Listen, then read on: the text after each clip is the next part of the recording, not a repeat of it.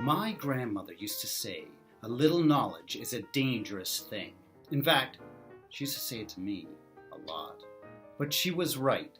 She was absolutely right, because a little knowledge might cause a person to do something that they might not have done in the first place had they known nothing at all. When we look at the world of international business, we can definitely see a lot of examples that prove my grandmother right. Not only are these examples, in many cases, quite entertaining, but they're quite instructive as well. We can learn a lot from mistakes, so let's take a look at a classic blunder that was made in the realm of international business. And let's see what we can learn from it. Do you remember the Chevy Nova? Back in Arden, where I grew up, an area some people now call the Lost Highway, we used to say that everyone's first car is a Nova. This was pretty close to being true. Probably close to half the cars that people owned as a first car in Arden was a Chevy Nova.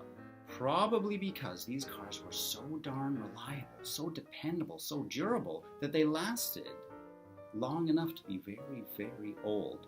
Old enough to buy second-hand, third-hand, fourth-hand, and so on and so on. So the same Chevy Nova could very well be the first car for 3 or 4 different people.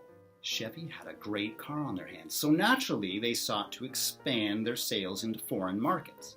They did this, and the car sold very, very well. That is to say, in most markets, except for some strange reason, it didn't sell very well in Spanish-speaking markets.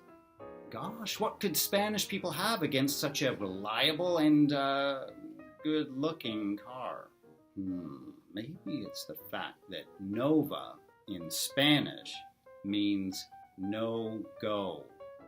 Now, as an English-speaking person, how excited would you be to lay out your hard-earned money on some Spanish car that was called the no go? Or how about the sit and berth?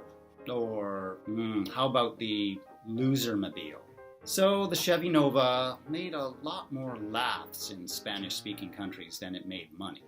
The lesson to be learned: it's probably a good idea to have someone on your team who speaks the language of the country that you're trying to market your product to. Thanks for listening.